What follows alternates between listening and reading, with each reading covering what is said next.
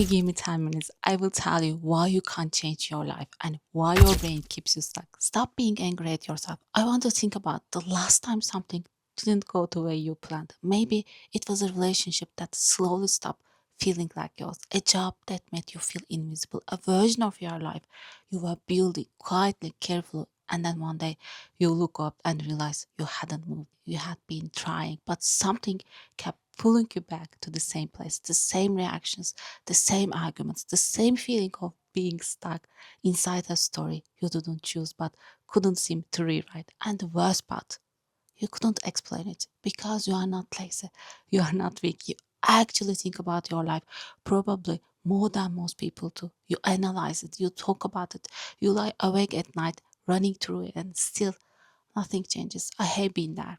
And for a long time, I thought the problem was me. That I just needed more discipline, more motivation, a better morning routine.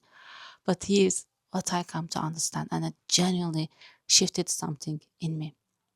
The problem was that I was running on autopilot and I didn't even know it. I'm not someone who has this all figured out. I'm not sitting here with a perfectly regulated nervous system and a great life. I went from burnout to balance. This changed everything. I have a full life, responsibilities that don't pass, relationships that are sometimes hard, days where I feel like I'm carrying more than I can hold. And for years, I kept thinking that when things calm down, when life got a little easier, then I would finally feel present, finally feel free, finally feel like I had real choices, but life doesn't calm down. And the waiting made everything feel smaller. So when I come across the ideas of mindfulness and what it actually means to live with more awareness, something clicked for me. Not in a dramatic way, but in the quiet, this has been true all along kind of way. And in this video, I want to share why I learned about why we get stuck on autopilot, what's actually happening in our brains when we do, and a four-part framework I have been using to genuinely start seeing new possibilities in my own life. Why autopilot happens so fast? What's actually going on when we feel stuck? Here's the thing, most people don't realize your brain is not trying to sabotage you, it's actually trying to protect you, and it does this through something called autopilot. The brain's tendency to build shortcuts based on what you do repeatedly, so it can save energy for what it thinks are more important things. Every time you react to stress the same way, every time you shut down in the same argument, every time you reach for your phone instead of sitting with a difficult feeling, you are not being weak. You are being deeply, efficiently human being. Your brain is doing exactly what it was designed for. It's repeating that pattern away as a default, the safe route, the known route. And here's where it gets really important. Researchers call this your automatic pilot mode. And it's not just about habits like scrolling or binge eating. It runs through everything. The way you talk to yourself when something goes wrong, the way you pull back when someone gets cold, the way you overthinking at 2 a.m. about something that hasn't happened yet. Why generally we don't notice actually we are ruminating. These are not personal traits. They are learned patterns, shortcuts your brain built probably a long time ago that once helped you cope and are now quietly running your life in the background. And what makes this so hard? Because familiar feels safe. Even when familiar is painful, your brain would rather choose the discomfort it already knows over the uncertainty of something new every single time.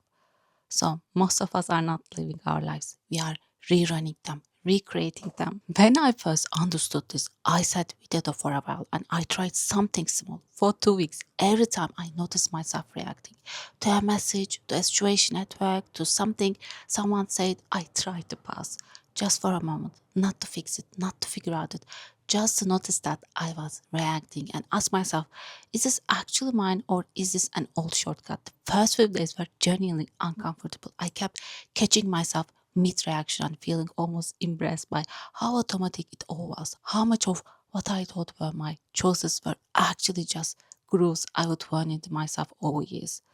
But by the second week, something shifted. The pause started to feel less like interruption and more like space. And in that space, even a small one, I could see that there were other options.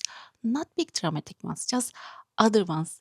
And that was new for me. So here's the framework I built from really sitting with these ideas. I call it the New Possibilities Framework, and it has 4 parts. Step 1, Observe your automatic reactions. Before you change anything, you need to see clearly what's actually running on autopilot. Most people skip this step because it feels uncomfortable. We don't really want to look at our own patterns, especially the ones that haven't been serving us. But you cannot change what you cannot see. Here's a simple way to do this. For 1 week, keep a note on your phone, on paper, wherever, of the moments when you reacted strongly to something, an argument, a wave of anxiety, a moment where you shut down or exploded or pulled back. Don't judge it, just write it down. Then, at the end of the week, look for the pattern, not to criticize yourself, but to get curious, because what you will often find is that the same trigger keeps appearing in different costumes. The same feeling of being unseen, the same fear of getting it wrong, the same pull towards a specific type of reactions. That pattern is your autopilot, and naming it is the first act of freedom. Why awareness is the key thing. When I did this, I found that almost every time I felt overwhelmed, my automatic response was the push through, to do more, to fix more, to think more. I thought that was strength. It was actually just a very old, very familiar shortcut, and it was exhausting for me. Step 2, practice active acceptance, not passive resignation. This is the one people misunderstand the most, and I want to be really clear about it because I got it wrong for a long time. Acceptance is not giving up. It's not saying this is fine when you don't feel. It's not pretending something doesn't hurt when it does. Active acceptance, and this is the decision that changed everything for me, is the act of saying, this is what's happening right now. I'm not going to argue with reality long enough to miss it, because here's what we tend to do instead. Something hard happens, and instead of being present with the difficulty, we immediately go to war with it. We tell ourselves we shouldn't be feeling this. We tell ourselves we should be further along by now. We analyze it, we overthinking it, we call someone to talk about it. And all of that is actually a very sophisticated way of not being with it. And the cruel irony is that avoiding the feeling keeps you stuck in it. The brain cannot process what your body is not allowed to feel. Active acceptance sounds like, I'm finding this hard, that's real, and I'm still here. It's a beginning, not an ending. And it's the moment when new possibilities actually become visible, because you are no longer spending all of your energy fighting what it is. I used to be my own biggest critics. Here's how I changed. I used to ask, why about everything? Why did this happen to me? Why can't I figure this out? Why am I like this? I thought that if I find the right answer, the pain would stop. But the more I chased that question, the deeper I sank. Nobody taught me that why is the actually one of the core of depression. It keeps you locked in a loop, and this is searching for a reason that may never come. Then I learned something that changed everything. Instead of asking, why am I feeling this? I started asking, what is happening right now? Not tomorrow, not last year, right now. And what I found in that present moment was something I didn't accept: clarity, real moments, not assumptions, not stories, just what was actually here. I'm not talking about giving up on understanding yourself. I'm not talking about letting things go before you are ready. I'm talking about seeing things as they actually are, without the noise of what might happen, of what already did. The present moment isn't a spiritual concept. It is the only place where anything is actually real.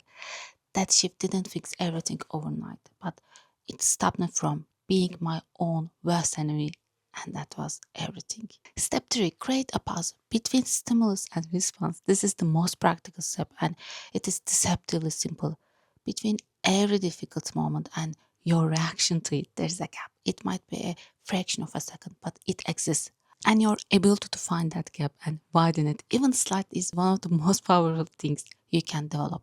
Here's what that looks like in the practice. Next time you feel that familiar pull of a reaction, whether it's anxiety, irritation, that urge to send a message you might regret, try this.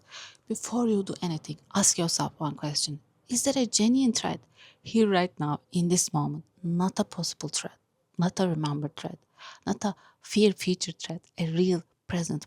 More often than not, the answer is no. What's happening is that your brain is pattern matching. It's seeing something that resembles a past threat and sending you into fight or flight before you have had a chance to assess whether that response is actually needed.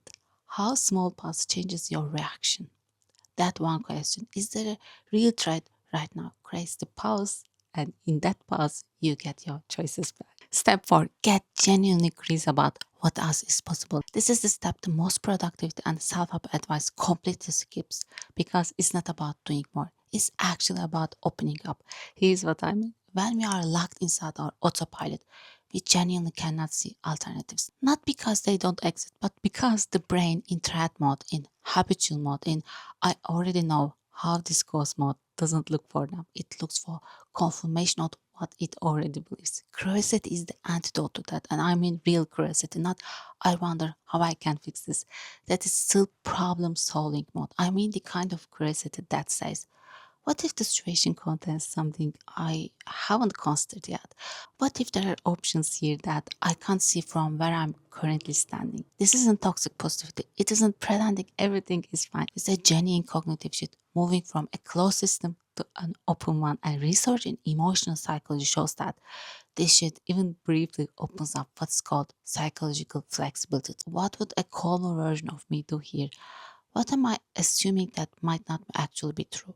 Small questions, but they open doors that autopilot keeps locked. And here is the bigger thing I want to say about all of this. We spend so much of our lives waiting for the right conditions, waiting for the things to settle, waiting for some future version of ourselves to arrive who finally has it together, who finally feels ready, who finally feels free enough to actually live. The signs of happiness I have encountered is that hope is not something you find in outcome. It's not this will get better because sometimes honestly we don't know if it will get better in the way we mean.